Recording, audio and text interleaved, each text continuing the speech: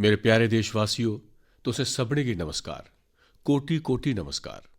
ते मैं कोटि कोटि नमस्कार इस करियै बी आखा करना जे 100 करोड़ वैक्सीन डोज दे परैंत अज्ज मुल्ख नमें जोश, नमीं ऊर्जा कन्नै अग्गै बधा करदा ऐ। साढ़े वैक्सीन कार्यक्रम दी कामयाबी भारत दी समर्थ दसदी ऐ, सभनें दे प्रयास दे मंत्र दी शक्ति गी दर्शांदी ऐ। साथियो, 100 करोड़ वैक्सीन डोज दा आंकड़ा बड़ा बड्डा जरूर है, पर एह्दे कन्नै लक्खां बद्धे निक्के निक्के प्रेरणा ते गर्व कन्नै भरी देने आह्ले नेकां तजर्बे, नेकां मिसालां जुड़ी दियां न। बड़े सारे लोक चिट्ठी लिखियै मेरे शा पुच्छा करदे न जे वैक्सीन दी शुरुआत दे कन्नै गै कि'यां मिगी एह् विश्वास होई गेआ हा जे इस अभियान गी इन्नी बड्डी कामयाबी मिलोग। मिगी एह् पक्का विश्वास इस करियै हा की जे मैं अपने मुल्ख दे लोकें दी क्षमताएं कन्नै खरी चाल्ली वाकफ आं। मैं जानदा हा जे साढ़े सेहतकर्मी देशवासियों दे टीकाकरण च कोई कोर कसर नेईं छोड़ङन। साढ़े सेहतकर्मियें अपनी अनथक मेहनत ते धैर्य कन्नै इक नमीं मिसाल पेश कीती। उ'नें नमियें काढें दे कन्नै अपने पक्के निश्चय कन्नै मनुक्खता दी सेवा दा इक नवां मानदंड स्थापित कीता। उं'दे बारे च अनगिनत मिसालां न जेह्ड़ियां दसदियां न जे कि'यां उ'नें तमाम चुनौतियें गी पार करदे होई मते कोला मते लोकें गी सुरक्षा कवच प्रदान कीता। असें केई बारी अखबारें च पढ़ेआ ऐ, बाह्र बी सुनेआ ऐ, इस कम्मै गी करने आस्तै साढ़े इनें लोकें किन्नी मेहनत कीती ऐ। इक थमां बधियै इक नेकां प्रेरणा देने आह्लियां मिसालां साढ़े सामनै न। मैं अज्ज मन की बात दे श्रोताएं गी उत्तराखंड दे बागेश्वर दियां इक ऐसी गै इक सेहतकर्मी पूनम नौटियाल जी हुंदे कन्नै मिलवाना चाह्न्नां। साथियो, एह् बागेश्वर उत्तराखंड दी उस धरतै थमां न जिस उत्तराखंड नै 100% पैह्ला डोज लाने दा कम्म पूरा करी दित्ता ऐ। उत्तराखंड सरकार बी एह्दे लेई अभिनंदन दी अधिकारी ऐ की जे बड़ा दुर्गम इलाका ऐ, करठन खेतर ऐ। उ'आं गै हिमाचल ने बी ऐसी कठिनाइयें च 100% डोज दा कम्म करी लैता ऐ। मिगी दस्सेआ गेआ ऐ जे पूनम जी होरें अपने इलाके दे लोकें दे टीकाकरण आस्तै दिन रात मेहनत कीती ऐ। पूनम जी नमस्ते। सर प्रणाम। पूनम जी, अपने बारे च दस्सो बिंद देसै दे श्रोताएं गी। सर मैं पूनम नौटियाल हाँ। सर मैं उत्तराखंड ते बागेश्वर जिले च चानी करौली सेंटर च कम्म करनी आं। सर मैं इक ANM आं सर। पूनम जी, मेरा सौभाग्य है मिगी बागेश्वर औने दा मौका मिलेआ हा। ओह् इक चाल्ली कन्नै तीर्थ क्षेत्र रेह्दा ऐ। उत्थै पुरातन मंदर वगैरा बी मैं बड़ा प्रभावित होआ हा। सदियें पैह्लें कि'यां लोकें कम्म कीता होग। हाँ जी सर। पूनम जी, क्या तुसें अपने इलाके दे सभनें लोकें दा टीकाकरण करवाई लैता ऐ? हाँ जी सर, सभनें लोकें दा होई चुके दा ऐ। तुसें गी कुसै किस्मै दी दिक्कत दा बी सामना करना पेआ है क्या? हाँ जी सर। सर अस लोग जि'यां बरखा होंदी ही उत्थै सिड़क बंद होई जंदी ही। सर नदी पार करियै गे आं अस लोग ना, ते सर घर घर गे आं। जि'यां NHCVC दे तैह्त अस लोग घर घर गे आं। जेह्ड़े लोग सेंटर च नेईं आई सकदे हे, जि'यां बजुर्ग लोग ते दिव्यांग लोग, गर्भवती महिला, दुद्ध पिलाने आह्लियां महिला, एह् लोग सर। पर उत्थै ते प्हाड़ें पर घर बी बड़े दूर दूर होंदे न। जी। तां इक दिन च किन्ना करी पांदे हे तुस? सर किलोमीटर दा स्हाब 10 किलोमीटर, कदें 8 किलोमीटर। खैर, एह् जेह्ड़े तराई च रौह्ने आह्ले लोक न उ'नेंगी एह् समझ नेईं औग 8-10 किलोमीटर केह् होंदा ऐ। मिगी पता है जे प्हाड़ दे 8-10 किलोमीटर मतलब पूरा दिन लंघी जंदा है। हाँ जी। पर इक दिनै च की जे एह् बड़ा मेहनत दा कम्म है ते टीकाकरण दा सारा सम्यान चुक्कियै जाना, तुं'दे कन्नै कोई सहायक रौंह्दे हे जां नेईं? हाँ जी। टीम मैंबर अस 5 लोग रौंह्दे हे ना। हाँ। तां ओह्दे च डॉक्टर होई गे होन, फ्ही ANM होई गेई, फार्मासिस्ट होई गे, आशा होई गेई ते डाटा एंट्री ऑपरेटर होई गे। अच्छा, उत्थै कनैक्टिविटी मिली जंदी ही जां फ्ही बागेश्वर औने परैंत करदे हे? सर कुतै कुतै मिली जंदी, कुतै कुतै बागेश्वर होने परैंत करदे हे अस लोग। अच्छा, मिगी दस्सेआ गेआ पूनम जी जे तुसें लीक थमां हटियै लोकें दा टीका लगवाया। एह् केह् कल्पना आई तुं'दे मनै च? विचार कि'यां आया ते कि'यां कीता तुसें? असें लोकें पूरी टीम ने धैर्य कीते दा हा जे अस लोग इक बी माह्नू गी छुड़कना नेईं चाहिदा। साढ़े देसा थमां कोरोना बमारी दूर नस्सनी चाहिदी। मैं ते आशा ने मिलियै हर इक माह्नू दी ग्रां स्हाबै बकाया रौह्ने दी सूची बनाई। फ्ही ओह्दे स्हाबा कन्नै जेह्ड़े लोग सेंटर च आए उ'नेंगी सेंटर च लाया। फ्ही अस लोग घर घर गे आं सर। फ्ही ओह्दे परैंत छुड़की गेदे हे जेह्ड़े लोग नेईं आई पांदे हे सेंटर च। अच्छा, लोकें गी समझाना पौंदा हा? हाँ जी, समझाया। हाँ जी। लोकें दा उत्साह है अजें भी वैक्सीन लैने दा? ਹਾਂਜੀ सर, ਹਾਂਜੀ हून ते लोग समझी गे न। शुरुआत च बड़ी दिक्कत होई असें लोकें गी समझाना पौंदा हा जे एह् जेह्ड़ी वैक्सीन है सुरक्षित है ते असरदार है। अस लोग भी लगवाई चुके दे आं, तां अस लोग ते ठीक आं, तुंदे सामने आं ते साढ़े अमले ने सबने लगवाई लैती ऐ, तां अस लोग ठीक आं। कुतै वैक्सीन लग्गने परैंत कुसै गी शकैत आई मगरा?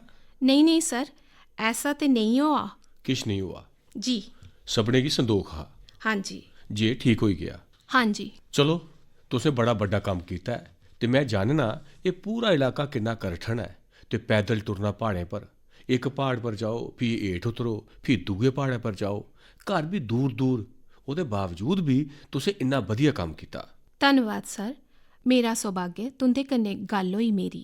तुंदे जनेह् लक्खें सेह्त कर्मियें ते उंदी मेहनत दी वजह करी गै भारत 100 करोड़ वैक्सीन डोज दी पड़ां पार करी सकेआ ऐ।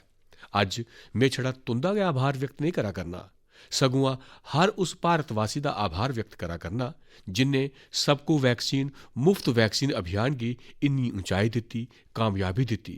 तुसें गी, तुंदे परोआरै गी मेरी मतियां मतियां शुभकामनां। मेरे प्यारे देशवासियो, तुस जानदे हो जे अगले ऐतवारें 31 अक्तूबर गी सरदार पटेल जी हुंदी जन्म जयंती ऐ। मन की बात दे हर श्रोता दी तरफा ते मेरी तरफा मैं लौह पुरुष गी नमन करना। साथियो, 31 अक्तूबर गी अस राष्ट्रीय एकता दिवस दे रूपा च मनाने आं।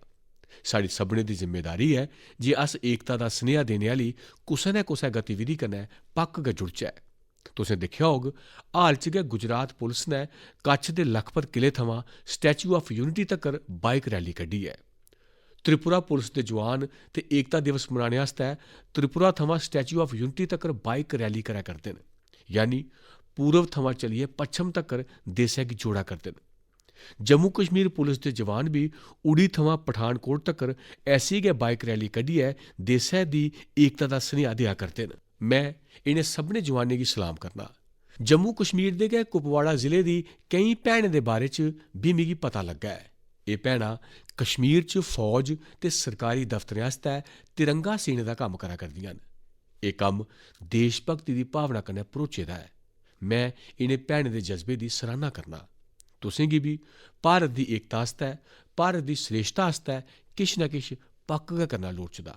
दिक्खेओ, तुंदे मनै गी किन्नी संतुष्टि मिलदी ऐ। साथियो, सरदार साहब आखदे हे, अस अपने इकजुट उद्यम कन्नै गै देसै गी नमियें महान ऊंचाइयें तक्कर पजाई सकने आं। जेकर साढ़े च एकता नेईं होई तां अस अपने आपै गी नमीं नमीं विपताएं च फसाई देगे। यानी राष्ट्री एकता है तां ऊंचाई है, विकास है। अस सरदार पटेल जी हुंदे जीवन थमां, उंदे विचारें थमां मता किश सिक्खी सकने आं। देसै दे सूचना ते प्रसारण मंत्रालय ने भी हाल च गै सरदार साहब उप्पर इक फोटुएं आह्ली जीवनी भी प्रकाशित कीती ऐ। मैं चाह्ग जे साढ़े सब्भै युवा साथी इसी जरूर पढ़न। एह्दे कन्नै तुसें गी दिलचस्प अंदाज च सरदार साहब हुंदे बारे च जानने दा मौका मिलोग। प्यारे देशवासियो, जीवन लगातार प्रगति चांह्दा ऐ, विकास चांह्दा ऐ, ऊंचाइयें गी पार करना चांह्दा ऐ। विज्ञान भावें अग्गै बधी जा, प्रगति दी गति किन्नी गै तेज होई जा, भवन किन्ने गै भव्य बनी जान, पर फ्ही बी जीवन अधूरापन अनुभव करदा ऐ। पर जिसलै इंदे च गीत संगीत, कला, नाट्य नृत्य, साहित्य जुड़ी जंदा ऐ तां इंदी आभा, इंदी जीवंतता नेकां गुणा बधी जंदी ऐ। इक चाल्ली कन्नै जीवन गी सार्थक बनाना ऐ तां एह् सब होना बी उन्ना गै जरूरी होंदा ऐ। इस करियै आखेआ जंदा ऐ जे एह् सब्भै विधां साढ़े जीवन च इक मुक्ख स्रोत दा कम्म करदियां न, साढ़ी ऊर्जा बधाने दा कम्म करदियां न। मनुक्ख मनै दे अंतर्मन गी विकसित करने च, साढ़े अंतर्मन दी यात्रा दी बत्त बनाने च बी गीत, संगीत ते बक्ख-बक्ख कलाएं दी बड्डी भूमिका होंदी ऐ। ते इंदी इक बड्डी ताकत एह् होंदी ऐ जे इनेंगी ना समें बन्नी सकदा ऐ, ना सीमा बन्नी सकदी ऐ, ते ना गै मत मतांतर बन्नी सकदा ऐ। अमृत महोत्सव च भी अपनी कला, संस्कृति, गीत, संगीत दे रंग जरूर भरने लोड़चदे। मिगी भी तुंदी तरफा अमृत महोत्सव ते गीत संगीत कला दी इस ताकत कन्नै जुड़े दे केई सुझाव आवा करदे न। एह् सुझाव मेरे आस्तै बड़े मुल्लवान न। मैं इनेंगी संस्कृति मंत्रालय गी अध्ययन आस्तै भेजेआ हा। मिगी खुशी ऐ जे मंत्रालय ने इन्ने घट्ट समें च इनें सुझाएं गी बड़ी गंभीरता कन्नै लैता ते उस पर कम्म बी कीता। इंदे चा गै इक सुझाव है देश भगती दे गीतें कन्नै जुड़ी दी प्रतियोगिता। आज़ादी दी जंग च बक्ख-बक्ख भाशा बोली च देश भगती दे गीतें ते भजनें पूरे देशै गी इकजुट कीता हा। हून अमृत काल च साढ़े युवा देश भगती दे ऐसे गै गीत लिखियै इस आयोजन च होर ऊर्जा भरी सकदे न। देश भगती दे एह् गीत मातृ भाशा च होई सकदे न, राष्ट्र भाशा च होई सकदे न ते अंग्रेजी च भी लिखे जाई सकदे न। पर एह् जरूरी है जे एह् रचना नमें भारत दी नमीं सोच आह्लियां होन, देशै दी मौजूदा कामयाबी थमां प्रेरणा लेइयै भविक्ख आस्तै देशै गी संकल्पित करने आह्लियां होन। संस्कृति मंत्रालय दी त्यारी तहसील स्तर थमां राष्ट्रीय स्तर तक्कर एह्दे नै जुड़ी दी प्रतियोगिता करोआने दी ऐ। साथियो, इ'यां गै मन की बात दे इक श्रोता ने सुझाव दित्ता है जे अमृत महोत्सव गी रंगोली कला कन्नै बी जोड़ेआ जाना चाहिदा। साढ़े इत्थै रंगोली दे राहें त्योहारें च रंग भरने दी परंपरा ते सदियें थमां है। रंगोली च देशै दी बन्न सबन्नता दे दर्शन होंदे न। बक्ख-बक्ख राज्यें च बक्ख-बक्ख नाएं कन्नै बक्ख-बक्ख विशें उप्पर रंगोली बनाई जंदी ऐ। इस करियै संस्कृति मंत्रालय एह्दे कन्नै बी जुड़े दा इक राश्ट्री मुकाबला करोआने गी चाह् करदा ऐ। तुस कल्पना करो जिसलै आज़ादी दे अंदोलन कन्नै जुड़ी दी रंगोली बनोग, लोक अपने भित्तें पर, कंधें पर कुसै आज़ादी दे मतवाले दा चित्तर बनाङन, आज़ादी दी कुसै घटना गी रंगें कन्नै दस्सङन तां अमृत महोत्सव दा बी रंग होर बधी जाग। साथियो, इक होर विधा साढ़े इत्थै लोरी दी बी है। साढ़े इत्थै लोरी दे राहें निक्के बच्चें गी संस्कार दित्ते जंदे न, संस्कृति कन्नै उं'दा परिचय करोआया जंदा ऐ। लोरी दी बी अपनी बन्न सबन्नता ऐ, तां की नेईं अस अमृत काल च इस कला गी बी परतियै जीवित करचै ते देश भगती कन्नै जुड़ी दियां ऐसी लोरियां लिखचै, कविता, गीत, किश ना किश पक्क गै लिखचै जेह्ड़ा बड़ी आसानी कन्नै हर घरै च मातां अपने निक्के निक्के बच्चें गी सनाई सकन। इ'नें लोरियें च आधुनिक भारत दा संदर्भ होऐ, 21वीं सदी दे भारत दे सुखने दा दर्शन होऐ। तुसें सभनें श्रोताएं दे सुझाऽ दे बाद मंत्रालय ने एह्दे कन्नै जुड़ी दी प्रतियोगिता बी करोआने दा फैसला लैता ऐ। साथियो, एह् त्रौनें प्रतियोगितां 31 अक्तूबर गी सरदार साह्ब हुंदी जयंती थमां शुरू होन जा करदियां न। औने आह्ले दिनें च संस्कृति मंत्रालय एह्दे कन्नै जुड़ी दी सारी जानकारी देग। एह् जानकारी मंत्रालय दी वैबसाइट पर बी रौह्ग ते सोशल मीडिया पर बी दित्ती जाग। मैं चाह्ङ जे तुस सब्भै एह्दे कन्नै जुड़ो। साढ़े युवा साथी जरूर एह्दे च अपनी कला दा, अपनी प्रतिभा दा प्रदर्शन करन। एह्दे कन्नै तुं'दे इलाके दी कला ते संस्कृति बी देशै दे कोने कोने तक्कर पुज्जुग। तुं'दी क्हानियां पूरा मुल्ख सुनग। प्यारे देशवासियो, इस बेल्लै अस अमृत महोत्सव च देशै दे दलेर पुत्तरें धीएं गी ओकड़ी महान पुण्य आत्माएं दा चेता करोआ करने आं। अगले म्हीने 15 नवंबर गी साढ़े देशै दे ऐसे गै महापुरुष वीर योद्धा भगवान बिरसा मुंडा जी हुंदी जन्म जयंती औने आह्ली ऐ। भगवान बिरसा मुंडा गी धरती आबा बी आखेआ जंदा ऐ। क्या तुस जानदे हो जे एह्दा मतलब केह् होंदा ऐ? एह्दा मतलब ऐ धरती पिता। भगवान बिरसा मुंडा होरें जिस चाल्ली अपनी संस्कृति, अपने जंगल, अपनी जमीन दी राखी आस्तै संघर्श कीता, ओह् धरती आबा गै करी सकदे हे। उ'नें असेंगी अपनी संस्कृति ते जड़ें दे प्रति गर्व करना सखाया। विदेशी हुकूमत ने उ'नेंगी किन्नी धमकियां दित्तियां, किन्ना दबाऽ बनाया, पर उ'नें आदिवासी संस्कृति गी नेईं छोड़ेआ। कुदरत ते पर्यावरण कन्नै जेकर असेंगी प्रेम करना सिक्खना ऐ तां ओह्दे आस्तै बी धरती आबा भगवान बिरसा मुंडा साढ़ी बड़ी बड्डी प्रेरणा न। उ'नें विदेशी हुकूमत दी हर उस नीति दा तकड़ियाई कन्नै विरोध कीता जेह्ड़ी पर्यावरण गी नुकसान पजाने आह्ली ही। गरीब ते मुसीबत च फसे दे लोकें दी मदद करने च भगवान बिरसा मुंडा म्हेशा अग्गै रेह्। उ'नें समाजी बुराइयें गी खत्म करने आस्तै समाज गी जागरूक बी कीता। उल गुलान अंदोलन च उंदी अगुवाई गी भला कु'न भुल्ली सकदा ऐ? इस अंदोलन ने अंग्रेजें गी ल्हाइयै रक्खी दित्ता हा, जेह्दे परैंत अंग्रेजें भगवान बिरसा मुंडा हुंदे उप्पर बड़ा बड्डा इनाम रक्खेआ हा। बरतानिया हुकूमत ने उ'नेंगी जेलै च पाया। उ'नेंगी इस हद्द तक्कर प्रताड़ित कीता गेआ जे 25 ब'रें थमां बी घट्ट उमरी च ओह् असेंगी छोड़ी गे। ओह् असेंगी छोड़ियै गे, पर छड़ा शरीर थमां। जनमानस च ते भगवान बिरसा मुंडा म्हेशा म्हेशा आस्तै रचे बसे दे न। लोकें आस्तै उं'दा जीवन इक प्रेरणा शक्ति बने दा ऐ। अज्ज बी उं'दी दलेरी ते वीरता कन्नै भरोचे दे लोक गीत ते क्हानियां भारत दे मध्य इलाके च बड़ी लोकप्रिय न। मैं धरती आबा बिरसा मुंडा होरें गी नमन करना ते युवाएं गी गुजारिश करना जे उंदे बारे च होर पढ़न। भारत दे स्वतंत्रता संग्राम च साढ़े आदिवासी समूह दे टकोह्दे योगदान दे बारे च तुस जिन्ना जानगे ओ उन्ना गै गौरव दा एहसास होग। मेरे प्यारे देशवासियो, अज 24 अक्तूबर गी UN डे यानी संयुक्त राष्ट्र दिवस मनाया जाता है। ये वो ध्याड़ा है जिसलै संयुक्त राष्ट्र का गठन हुआ हा। संयुक्त राष्ट्र की स्थापना के समय थमां गै भारत इहदे कन्नै जुड़े दा रेहा है। क्या तुस जानदे हो जे भारत ने आज़ादी थमां पैह्ले 1945 च गै संयुक्त राष्ट्र के चार्टर उपर दस्तखत कीते हे।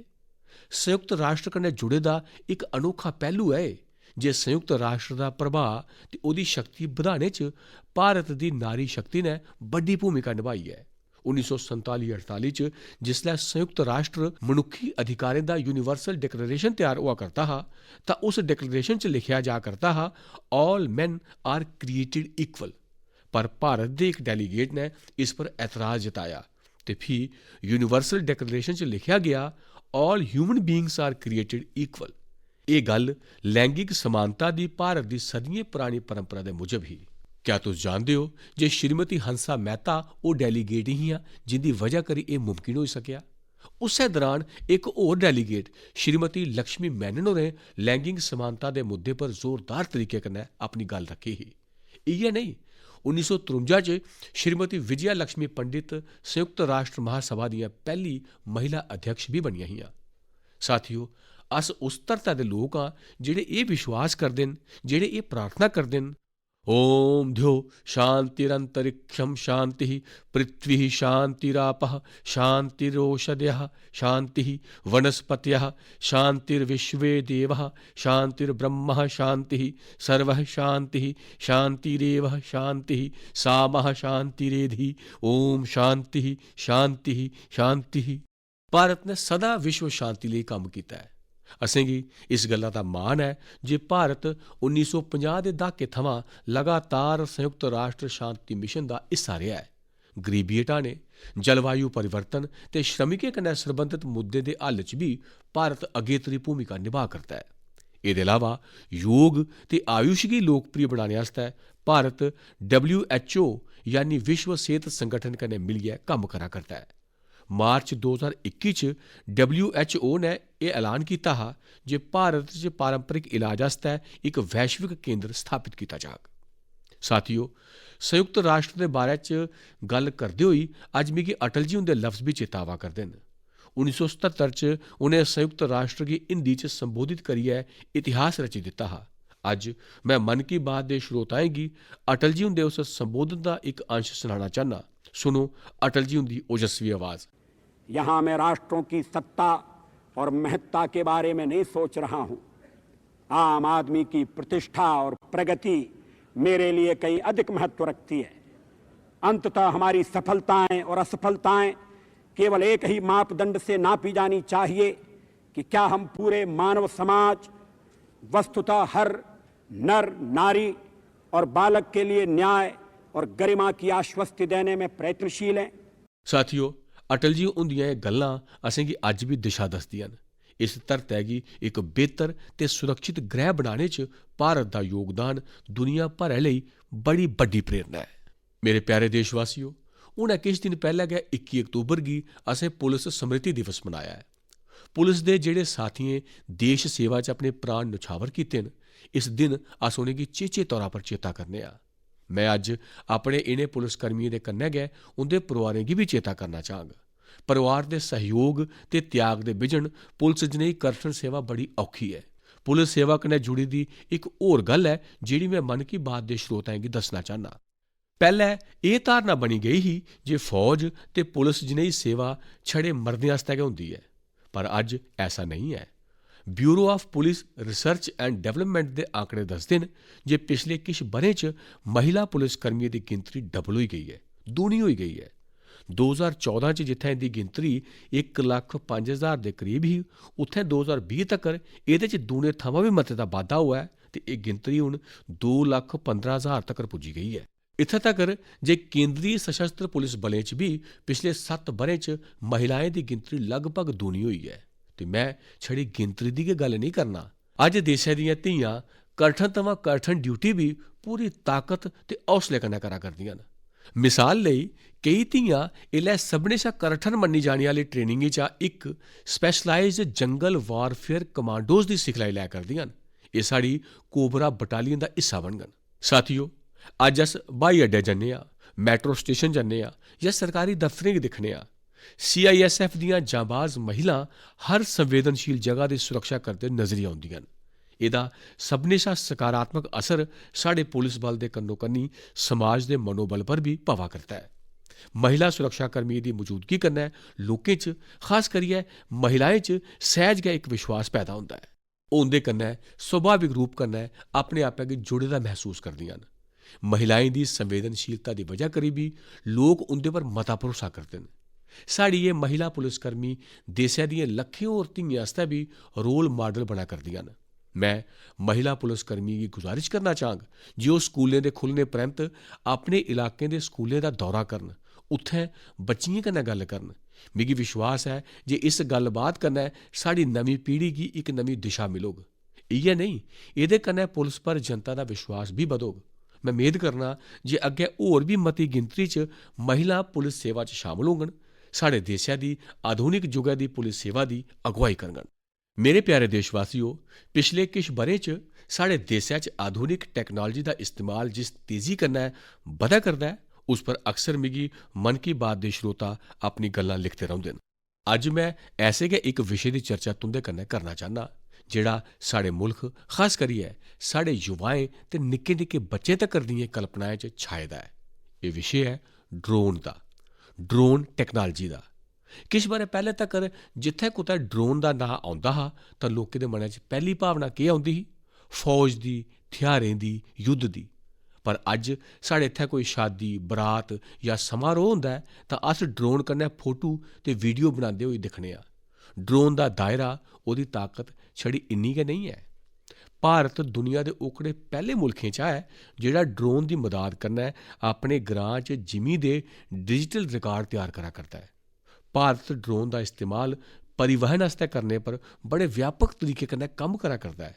भावें ग्रां च खेतीबाड़ी होऐ जां घरै पर सम्यान दी दस्तयाबी होऐ, एमरजेंसी च मदाद पजानी होऐ जां कानून व्यवस्था दी निगरानी होऐ, मता समें नेईं ऐ जिसलै अस दिखगे जे ड्रोन साढ़ी इनें सभनें जरूरतें आस्तै तैनात होङन।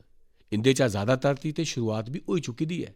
जि'यां किश दिन पैह्लें गुजरात दे भावनगर च ड्रोन दे राहें खेतरें च नैनो यूरिया दा छिड़काव कीता गेआ।